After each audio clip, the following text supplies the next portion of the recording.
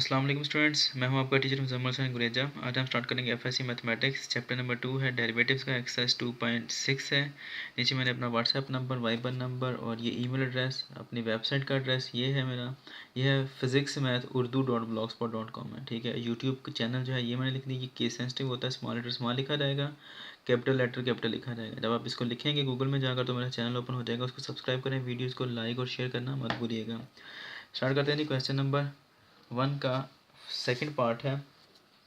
Function दिया गया है कि एफ ऑफ एक्स फाइंड करना है हमने, F prime of x. F prime of x ये जो है ये हमने फाइंड आउट करना है। एफ प्राइम ऑफ एक्स अभी मैंने पहले क्वेश्चन में बताया कि ये फर्स्ट डेरिवेटिव को शो करता है। एफ ऑफ एक्स किसके इक्वल है जी? एक्स क्यूब ई पावर 1/x। इसके अंदर एक्स जो है यहाँ पर जो दिया गया है ये वेरिएबल है, और क्यूब जो आ रहा है 3 जो आ रही है इसकी पावर ये क्या है हमारे पास? ये कांस्टेंट है। यहाँ पर ई जो है ये कांस्टेंट है और उसकी पावर जो आ रही है 1/x ये क्या है? ये वेरिएबल है हमारे पास। ठीक है, यहाँ पर क्या है? वेरिएबल की पावर कांस्टेंट, और यहाँ पर क्या है? कांस्टेंट की पावर वेरिएबल। तो इसके ऊपर तो पावर रूल लगेगा जब डेरिवेटिव लेंगे, लेकिन इसके ऊपर पावर रूल नहीं लगेगा क्योंकि ये कांस्टेंट है। ठीक है, स्टार्ट करते हैं जी। सबसे पहले d/dx of F of x equal है किसके? डेरिवेटिव लिया हमने तो क्या आएगा? d/dx of x cube multiplied by E power 1/x। अब ये प्रोडक्ट है दो चीज़ों का, आपको पता है प्रोडक्ट के ऊपर प्रोडक्ट रूल लग जाएगा। तो क्या आएगा? सबसे पहले फर्स्ट जो हमने फंक्शन लिया है वो एज इट इज़ आ जाएगा, एक्स क्यूब d/dx ई पावर 1/x, उसके बाद plus E power 1/x into d/dx of first function. ठीक है जी, उसके बाद ई पावर एक्स क्यूब तो एज इट इज़ आ जाएगा। अब यहाँ पर ई पावर 1/x है, तो ऐसे ये ई की पावर फंक्शन आ रहा है तो वो क्या होता है? उसका जब डेरिवेटिव लेते हैं वो एज इट इज़ आ जाता है।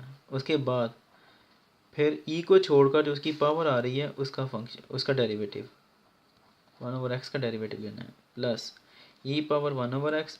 अब ये एक्स वेरिएबल है, उसकी पावर कांस्टेंट है। ठीक है, ये वाला चक्कर नहीं है, यहाँ पर कांस्टेंट की पावर वेरिएबल है। ठीक है, तो यहाँ पर अब क्या लगेगा? पावर रूल लगेगा। पावर रूल हमें क्या बताता है? पावर मल्टीप्लाई पावर में एक लेस, 3 - 1 कितना आएगा? 2। पावर को छोड़कर फंक्शन का डेरिवेटिव 1 हो जाएगा, वो लिखने की ज़रूरत नहीं है। एक्स क्यूब ई पावर 1/x आ गया। अब यहाँ पर हमने क्या करना है? क्योंकि ये बटा आ रहा है तो इसके ऊपर क्वोशिएंट रूल लगता है, लेकिन हम वो नहीं लगाएंगे, हम इसकी पावर -1 इसको ऊपर ले जाएंगे। पावर 1 है ना, तो बटा ख़त्म करेंगे, जब ऊपर लेकर जाएंगे तो क्या हो जाएगा? -1 प्लस ये 3 पहले लिख लें, एक्स स्क्वायर, और उसके बाद ई की पावर 1/x लिख लिया। ठीक है जी, अब उसके बाद यहाँ पर देखें क्या आ रहा है? एक्स की पावर -1, तो क्या लगेगा? क्योंकि ये पावर आ रही है तो power rule, power multiply power में एक लेस, -1 ये वाला आ गया और इसमें एक लेस कर दिया। और पावर को छोड़कर फंक्शन का डेरिवेटिव एक्स का लेंगे तो dx/dx 1 हो जाएगा, वो लिखने की ज़रूरत नहीं है। 3x² ई पावर 1/x आ गया। ठीक है जी, एक्स क्यूब ई पावर 1/x, ये माइनस मल्टीप्लाई हो रहा है यहाँ पर आ जाएगा। एक्स की पावर कितनी आ गई? -2 प्लस 3x² ई पावर 1/x। ठीक है जी, अब उसके बाद यहाँ पर गौर करें क्या क्या चीज़ कॉमन आ रही है।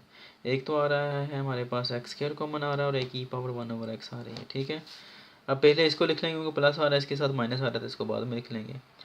चलें फिलहाल ऐसे लिख लेते हैं। एक्स क्यूब था, स्क्वायर बाहर निकल गया तो पीछे का बचा एक्स बचा, ई पावर 1/x कॉमन निकाल ली, पीछे का बचता है हमारे पास एक्स की पावर -2।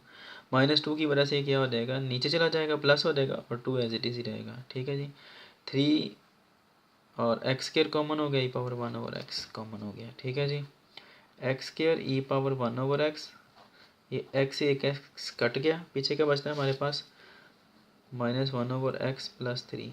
ये भी आंसर ठीक है, लेकिन इसको मज़ीद सिंप्लीफाई करते हैं, और वो क्या है कि इसका एलसीएम ले लेते हैं, -1, और ये जब इससे मल्टीप्लाई होगा तो क्या आएगा? 3x। अब ये सारा आपस में मल्टीप्लाई आ रहा है, ये भी और ये भी और ये भी सारा, तो ये x और x कट गया, पीछे का बचता है x बचा, ई पावर 1/x, 3x पहले लिख लो, और ये -1 है तो इसको बाद में लिख लेते हैं।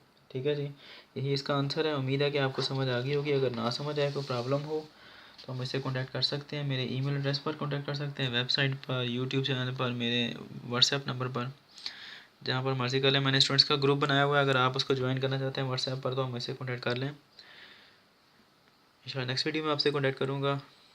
तब तक के लिए अपना ख्याल रखिएगा, मुझे दुआ में याद रखें। अल्लाह हाफ़िज़।